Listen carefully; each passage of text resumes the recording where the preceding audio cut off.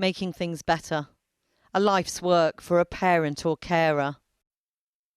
But how do you make things better when the very worst hurt has been inflicted on your child? Sexual abuse throws a grenade into families' lives. But what help is on offer for the carers left to pick up the pieces? Sarah was a feisty, independent, incredibly intelligent child. We grew up in a village environment where there were about 10 or 11 children who all played together, which can be absolutely idyllic in most situations. It wasn't in ours. I was sexually abused. My memory's still foggy on when it started and when it ended. It was a family friend. How old were you, roughly? 8, 9, because when I was going through pictures from when I was younger, I found an outfit that I remember from an assault. Kath Pickles and her daughter Sarah have waived their anonymity to tell their story. Kath didn't find out her daughter had been abused until she was in her teens.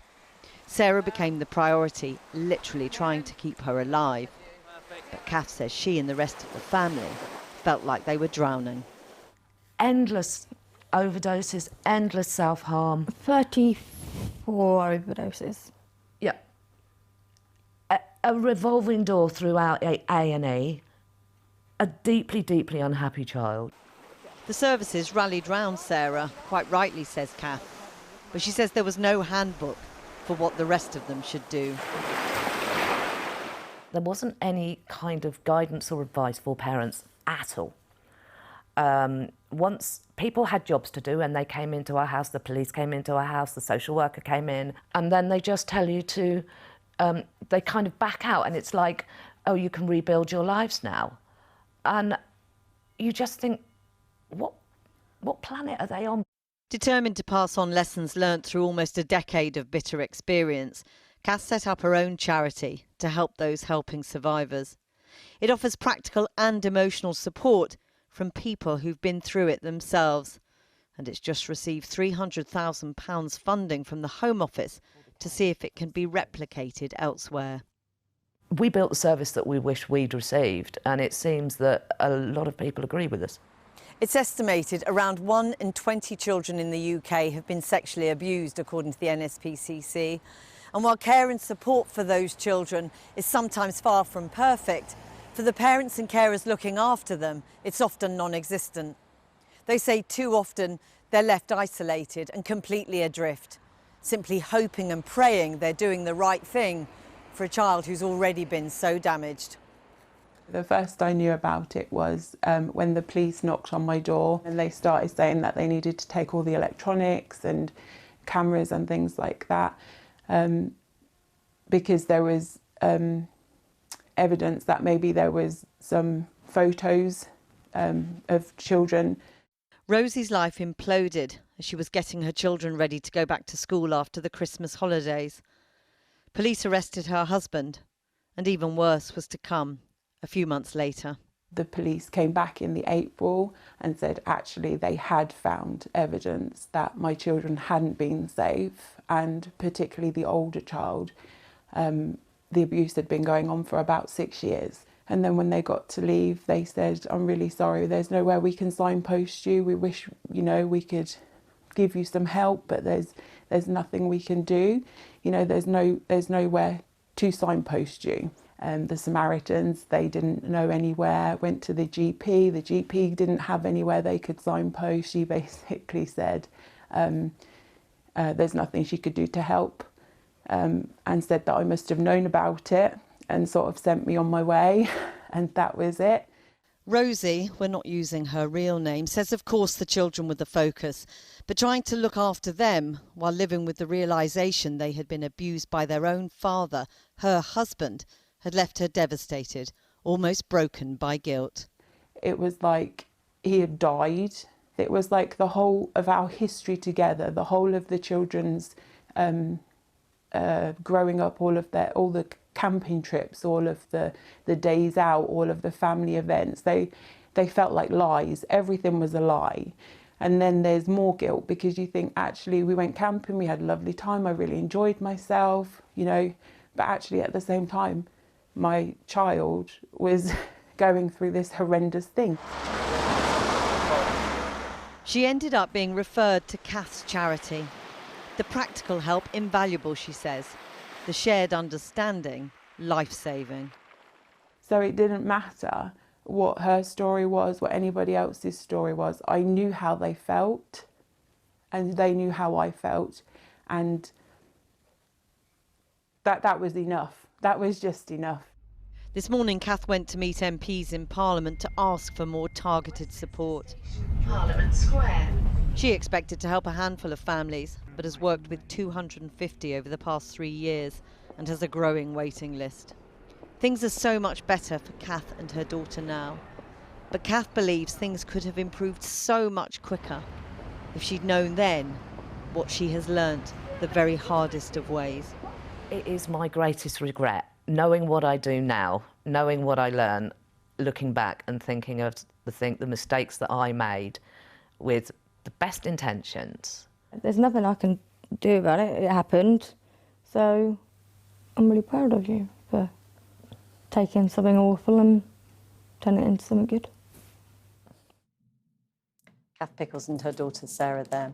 Well, in response to our report, the Home Office told Channel 4 News that it had recently granted £4.5 million to charities that provide vital support to victims and survivors of child sexual abuse.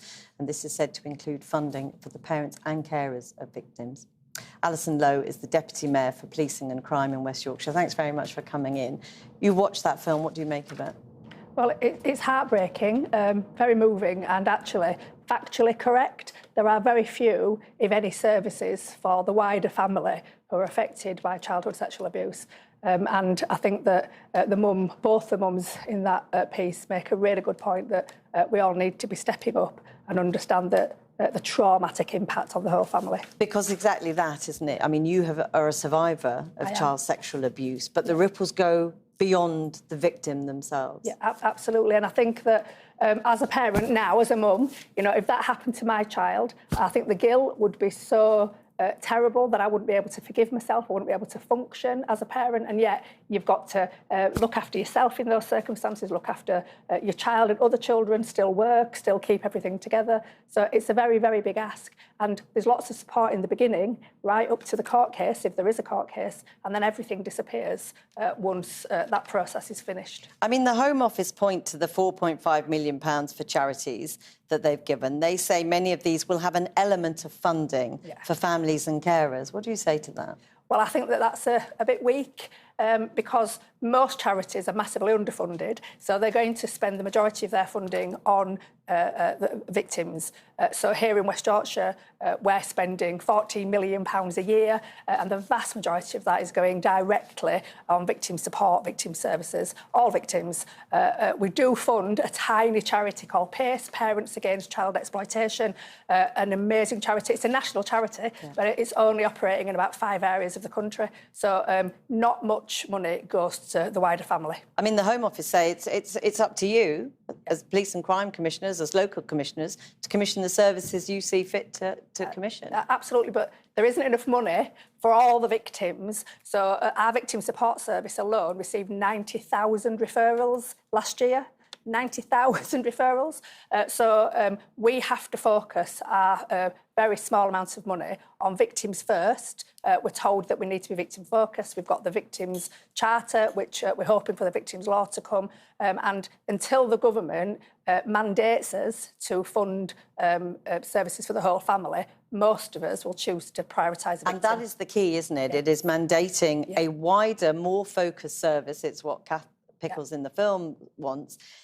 That is absolutely directed at those trying to support the victim, because it's a very different issue that they're facing.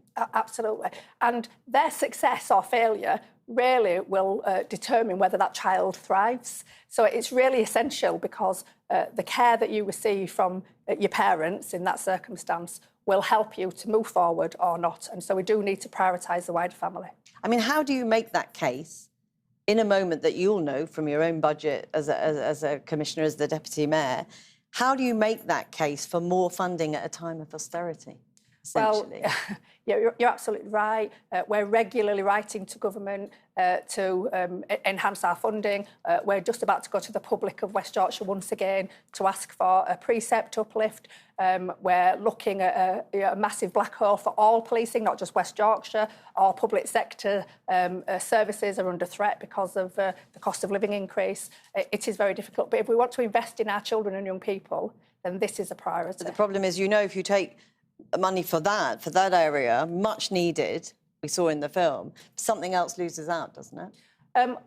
I think it's about how government makes decisions about how it's prioritising. So we know, without getting too political, we know that there are, there's lots of windfall taxes, there's money that they can take from other pots in order to help victims and their wider families. So the government needs to make those difficult choices. That's why they've been elected. And just very briefly, I mean, parents who talk to you about this, what do they tell you?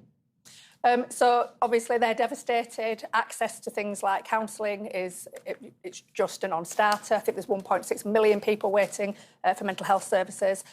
They want the right support. They want a route map, as Mum said in that piece. They want someone to help them, to guide them through that space. I want to help them. West Yorkshire, our mayor, wants to help them, but we do need the support from government. Alison Logue, thanks very much for coming in. Thank you. And if you've been affected by any of the issues in my report and our discussion, you can seek help by going to channel4.com/support.